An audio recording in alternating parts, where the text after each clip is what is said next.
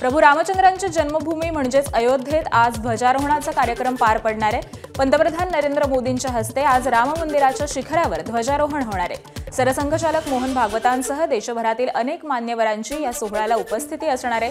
दुपारी 12 ते 12:30च्या दरम्यान मोदी ध्वजारोहण करतील।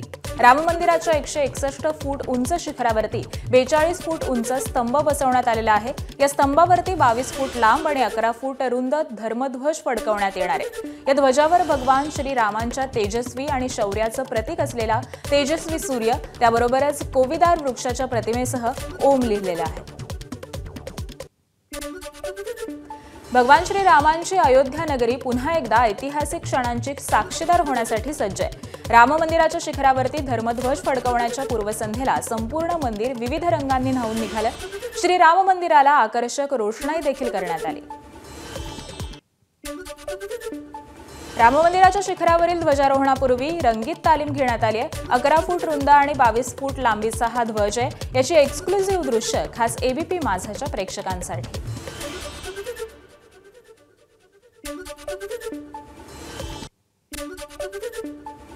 भाजपकडून आज घर घर राम अभियान राबवण्यात येणार आहे। मुंबई आणि महाराष्ट्रामध्ये प्रत्येक घरावरती केशरी धर्मध्वज फडकवण्याचं आवाहन भाजपकडून करण्यात आलंय। राम मंदिराचं काम पूर्ण झाल्यामुळे विशेष कार्यक्रमाचं आयोजन हे करण्यात आलंय। पंतप्रधान नरेंद्र मोदी आणि सरसंघचालक मोहन भागवत यांच्या प्रमुख उपस्थितीमध्ये अयोध्या इथं हा कार्यक्रम पार पडणार आहे। या पार्श्वभूमीवरती मुख्यमंत्री देवेंद्र फडणवीस यांनी महाराष्ट्रातील जनतेला आवाहन केलंय। प्रत्येक घर, सोसायटी, इमारत, आस्थापना आणि वस्तीमध्ये केशरी ध्वज फडकवण्याचं आवाहन करण्यात आलंय। बीड आणि परभणीतल्या सभेनंतर नांदेडमध्ये देखील अजित पवारांची सभा झाली। मात्र सभेमध्ये उपमुख्यमंत्री अजित पवार बोलत असताना एका व्यक्तीनं घोषणाबाजी करत गोंधळ घातला। आरक्षणाच्या वर्गीकरणाच्या मागणीसाठी या कार्यकर्त्यानं घोषणाबाजी करत लक्ष वेधलं। नांदेडच्या कंधार शहरामध्ये नगरपरिषद निवडणुकीच्या प्रचारासाठी अजित पवार बोलत असताना हा प्रकार घडलाय।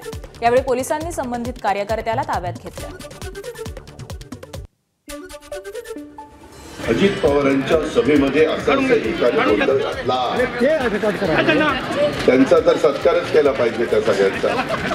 मित्रांनो, मी आपल्याला सगळ्यांना सांगेन, हे आरक्षण आम्ही इतरांच्या आरक्षणाला धक्का न लागता राहिलेल्यांना पण आरक्षण कायद्याच्या नियमांच्या चौकटीमध्ये राहून देण्याच्या संदर्भामध्ये आमचं काम चाललेलं आहे। बीडच्या अंबेजोगाईतील अजित पवारांच्या सभेला धनंजय मुंडे अनुपस्थित होते। अंबेजोगाईतील नगरपालिका निवडणुकीच्या रिंगणामध्ये उतरलेल्या राष्ट्रवादी उमेदवारांच्या प्रचारार्थ अजित पवारांच्या सभेचं आयोजन करण्यात आलं होतं। मात्र या सभेसाठी धनंजय मुंडे गैरहजर राहिल्यानं राजकीय वर्तुळात चर्चांना उधाण आलंय।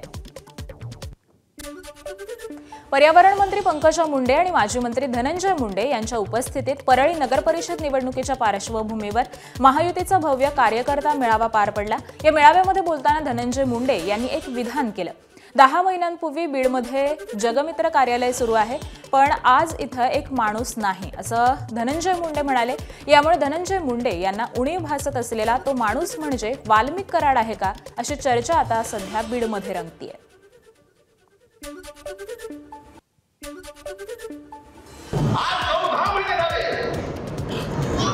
कार्यालय चालू आहे, काम चालू आहे। हे सगळं बोलत असताना आपल्यासोबत आपला एक व्यक्ती नाही याची जाणीव पण होते। माझ्यासारख्या एक कार्यकर्ता म्हणून सरकारला सहकार्य मला सुद्धा याची कुठेतरी आजच्या कार्यक्रमात जाणीव करून द्यावी।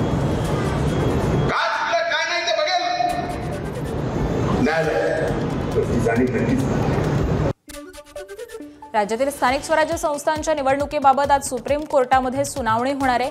अनेक स्थानिक स्वराज्य संस्थांमध्ये 50% आरक्षणाची मर्यादा ही ओलांडण्यात आलेली असून 15 जिल्ह्यांमध्ये सरपंच आरक्षणात देखील 50%चा निकष हा पाळला गेला नसल्याची बाब समोर आली आहे। त्यामुळे आज सुप्रीम कोर्टाच्या सुनावणीकडे राजकीय वर्तुळाचं लक्ष लागलंय।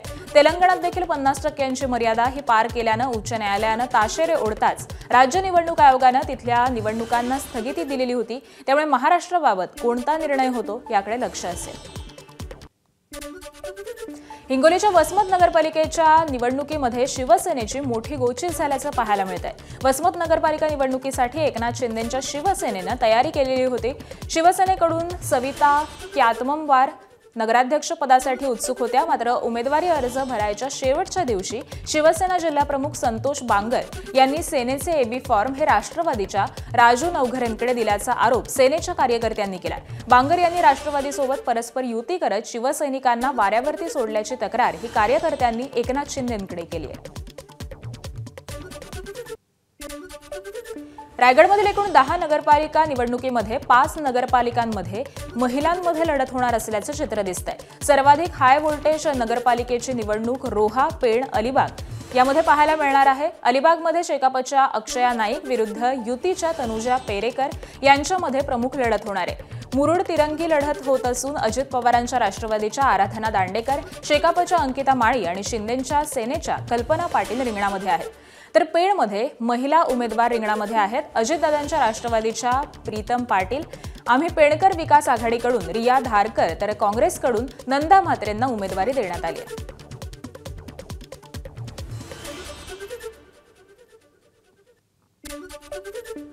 रत्नागिरीच्या चिपळूण नगरपरिषद निवडणुकीमध्ये ठाकरेंची शिवसेना स्वतंत्र लढतीये।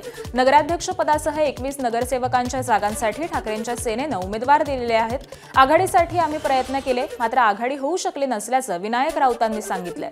तर राऊतांनी घेतलेल्या मेळाव्याला फक्त 15 उमेदवार उपस्थित होते। 6 उमेदवारांसह आमदार भास्कर जाधव हे अनुपस्थित असल्यानं ठाकरे सेनेतील वाद हा चव्हाट्यावर आलाय। कणकवलीत माजी आमदार वैभव नाईक यांच्या घरच्या पत्त्यावरती 10 बोगस मतदारांची नोंदणी असल्याचा आरोप भाजपनं केलाय। या संदर्भामध्ये चौकशी करण्याची मागणी भाजपनं निवडणूक आयोगाकडे केली आहे। याआधी आमदार निलेश राणेंनी देखील कणकवलीतील भाजपचे उमेदवार समीर नलावडे यांच्या घरी बोगस मतदार असल्याचा आरोप केलेला होता। कणकवलीतील सध्या शहर विकास आघाडी म्हणून सर्वपक्षीय विरुद्ध भाजप असा राजकीय सामना रंगलाय, त्यामुळे राणे विरुद्ध राणे असा संघर्षही पाहायला मिळणार आहे। धाराशिव जिल्ह्यातील कळंब शहरामध्ये पैसे वाटपाच्या मुद्द्यावरून भाजप आणि काँग्रेस कार्यकर्त्यांमध्ये जोरदार राडा झालाय। भाजप उमेदवाराच्या वतीनं पैसे वाटताना काँग्रेस उमेदवाराच्या कार्यकर्त्यांनी रंगेहात पकडल्याचा आरोप करण्यात आलाय।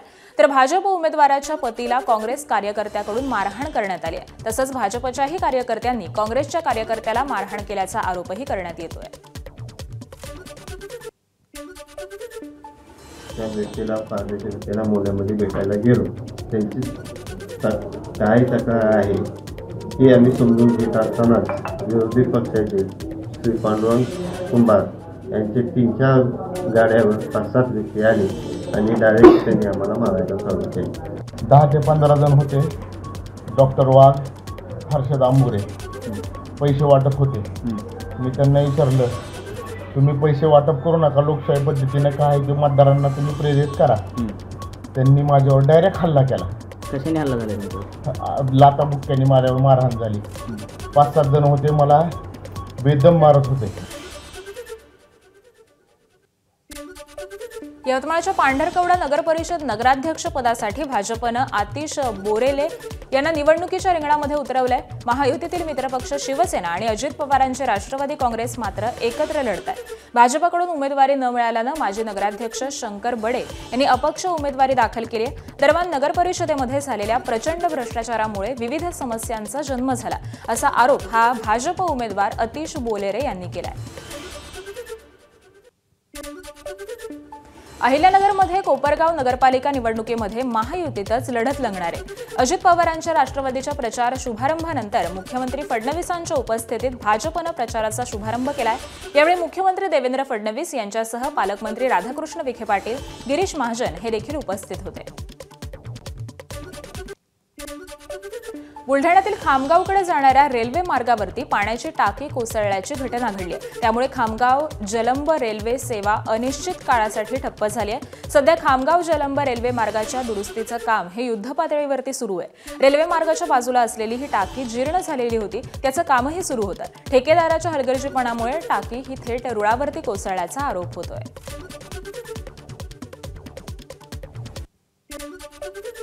कोल्हापुरात एका विवाहित महिलेनं गळफास घेऊन आत्महत्या केल्याची घटना घडली आहे। कौसर गरगरे असं मृत महिलेचं नाव आहे। त्यांचा सासरा राजमहंदर गरगरे कुरुंदवाड नगर परिषदेचा उमेदवार देखील आहे.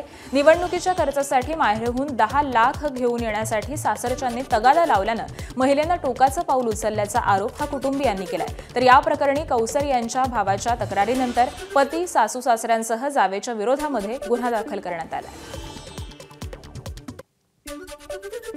सासरचे जे लोक आहेत, नवरा, जाव, सासू सासरे, हे तिला वारंवार कोणत्याही कारणावरून टोचून बोलणे, तिला त्रास देणे, मारहाण करणे असे प्रकार तिच्यासोबत चालू होते. पण तिचा भाऊ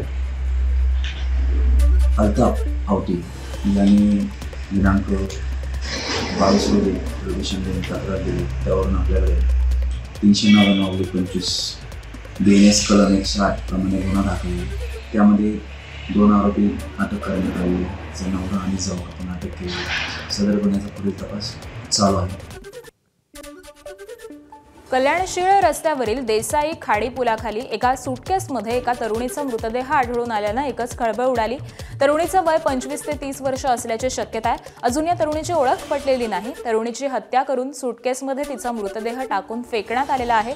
या प्रकरणाचा तपास डायघर पोलीस करतात. अकोला शहरात चारित्र्याच्या संशयातून पतीनं पत्नीची हत्या केली आहे. अकोट फैल पोलीस स्टेशनमध्ये राजू नगर भागामध्ये ही घटना घडली आहे. पती पत्नीमध्ये वाद झाला आणि वादाचं रूपांतर हत्येपर्यंत पोहोचलं. दरम्यान पोलिसांनी घटनास्थळाचा आढावा घेऊन पंचनामा करून तपास सुरू केलाय. तर आरोपी पतीला देखील पोलिसांनी ताब्यात घेतलंय. अहिल्यानगरमध्ये मुख्यमंत्र्यांच्या दौऱ्याच्या पार्श्वभूमीवरती यंत्रणा अलर्ट झालेली आहे. अनेक वर्षांपासून मागणी असलेल्या नगर मनमाड महामार्गावरील खड्ड्यांची डागडुजी करण्यात आली आहे. शिर्डी ते कोपरगाव मुख्यमंत्री वाहनानं प्रवास करणार आहेत. या प्रवासाच्या पार्श्वभूमीवर खड्डे बुजवण्याच्या प्रक्रियेला बांधकाम विभागाकडून वेग आलाय. पुण्यातील पार्थ पवार जमीन गैरव्यवहार प्रकरणावरती आज सुनावणी पार पडणार आहे. मंत्रालयामध्ये विकास खरगे यांच्या समितीसमोर ही सुनावणी पार पडणार आहे. राज्यातील भजनी मंडळांना 25,000 रुपये मिळणार आहेत. तब्बल 1,800 भजनी मंडळांसाठी निधी वितरणास मंजुरी देण्यात आली आहे. आदर्श आचारसंहिता लक्षात घेऊन निधी वाटपाचे आदेश हे देण्यात आलेले आहेत. हार्मोनियम, मृदुंग, पखवाज, वीणा, टाळ असे साहित्य खरेदीसाठी मदत करण्यात येणार आहे. सांस्कृतिक कार्य विभागाकडून शासन निर्णय जारी करण्यात आलाय. 4,50,00,000 रुपयांची वित्तीय मान्यता देण्यात आली आहे. सर्व धर्मांचे राष्ट्र आहे तर मग हिंदूंचं राष्ट्र का नको असा सवाल नरेंद्र महाराजांनी केलाय. तर मुलांच्या बाबतीमध्ये एक वर थांबू नका, किमान 2 पाहिजेत. आपली लोकसंख्या नियंत्रणात येऊन इतरांची झपाट्यानं वाढते असं विधान देखील नरेंद्र महाराजांनी केलंय. हैदराबादचे खासदार आणि AIMIचे प्रमुख असदुद्दीन ओवेसी यांनी भारतात मुस्लिमांना भेदभावाचा सामना करावा लागत असल्याचा आरोप केलाय. असदुद्दीन ओवेसी म्हणाले की मुस्लिमांना भारतावरती प्रेम आहे, परंतु याचा अर्थ असा नाही की त्यांनी त्यांच्या धर्मापासून दूर जावं. ते म्हणाले की मुस्लिमांनी नेहमीच देशाच्या विकासात योगदान दिलंय आणि भविष्यात देखील देतील. त्यामुळे त्यांनी देशाच्या विकासामध्ये योगदान देणाऱ्या मुस्लिमांचंही स्मरण केलं. सत्ताधाऱ्यांवरती टीका करताच दिल्ली कार ब्लास्टच्या आरोपांवर देखील त्यांनी हल्ला चढवला. ज्यांना मदरशाची खोली बांधता आली नाही ते अमोनियम नायट्रेट बनवतायत अशा लोकांविरुद्ध एकत्र येण्याचं देखील आवाहन त्यांनी मुस्लिम बांधवांना केलं. हमारी वतन से मोहब्बत है और रहेगी. तुम हुक्मरान हो तो तुम्हारी वजह से डर कर नहीं, बल्कि वतन की मोहब्बत हमारी है और रहेगी इंशाअल्लाह ताला. और ऐसे जालिम लोग हैं जो एक मदरसे का कमरा नहीं बना सकते, जो स्कूल का कमरा नहीं बना सकते, जालिम अमोनियम नाइट्रेट लेके बैठते हैं. 14 लोग मारे गए, मुसलमान भी मारे गए, हिंदू भी मारे गए. तो ऐसी जहनियत के लोगों के खिलाफ भी हमको इनकी खुलकर मजम्मत करनी चाहिए. आगामी सिंहस्थ कुंभमेळ्याच्या पार्श्वभूमीवरती तपोवन इथं साधुग्राम तयार करण्यासाठी 1800 झाडांची कत्तल करण्याचा निर्णय प्रशासनानं घेतला आणि या निर्णयाच्या विरोधात पर्यावरणप्रेमी आणि नाशिककरांकडून आक्रमक पवित्रा घेतल्याचं पाहायला मिळालं. कुंभमेळ्यामध्ये साधू संतांच्या साधुग्राम उभारण्याच्या निर्णयाला पर्यावरणप्रेमींनी विरोध केलाय. तपोवनातील झाडांची कत्तल न करता पर्यायी व्यवस्था करावी अशी मागणी पर्यावरणप्रेमींनी केली आहे.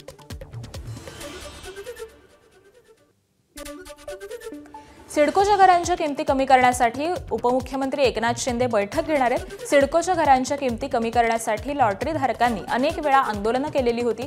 यावरती तोडगा काढण्यासाठी उद्या उपमुख्यमंत्री एकनाथ शिंदे सिडको अधिकाऱ्यांबरोबर बैठक घेणार आहेत. सिडकोच्या घरांच्या किमती कमी करण्यासंदर्भात या बैठकीमध्ये चर्चा होणार आहे. तर या बैठकीला शरद पवार गटाचे प्रदेशाध्यक्ष शशिकांत शिंदे, भाजप आमदार विक्रांत पाटील यांनाही आमंत्रित करण्यात आले.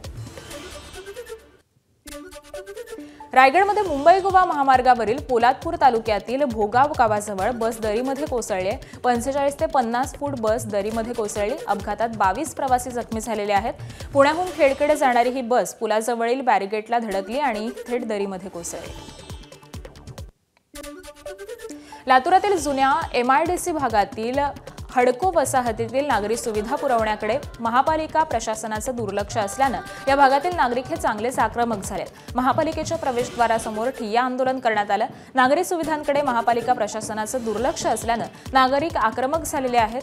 हडको वसाहतीत पिण्याच्या पाण्याचा पुरवठा हा व्यवस्थित होत नसल्यानं आणि या भागातील कचरा उचलला जात नसल्यानं नागरिकांना त्रास सहन करावा लागतोय. आता मुंबईतही बिबट्याची दहशत पाहायला मिळते. गोरेगाव पूर्व भागामध्ये बिबट्याचा संचार पाहायला मिळालाय. बिबट्याचे मुंबईमध्ये संभाव्य हल्ले रोखण्यासाठी आमदार सुनील प्रभू यांनी वनमंत्री गणेश नाईक यांना पत्र लिहिलेलं आहे. दिंडोशी रॉयल हिल्स सोसायटीमध्ये संजय गांधी राष्ट्रीय उद्यानातून बिबट्याचा वावर हा पाहायला मिळतोय. हा कॅमेरामध्ये सुद्धा कैद झालेला आहे.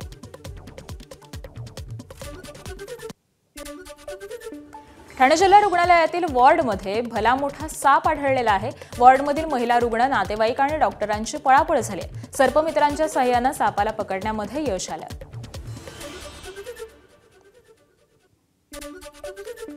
आगामी सिंहस्थ कुंभमेळ्याच्या पार्श्वभूमीवरती तपोवन इथं साधुग्राम तयार करण्यासाठी 1800 झाडांची कत्तल करण्याचा निर्णय हा प्रशासनानं घेतला आणि या निर्णयाच्या विरोधात पर्यावरणप्रेमी आणि नाशिककरांकडून आक्रमक पवित्रा घेतल्याचं पाहायला मिळत आहे. कुंभमेळ्यामध्ये साधुसंतांच्या साधुग्राम उभारण्याच्या निर्णयाला पर्यावरणप्रेमींनी विरोध केलाय. तपोवनातील झाडांची कत्तल न करता पर्यायी व्यवस्था करावी अशी मागणी पर्यावरणप्रेमींनी केली आहे.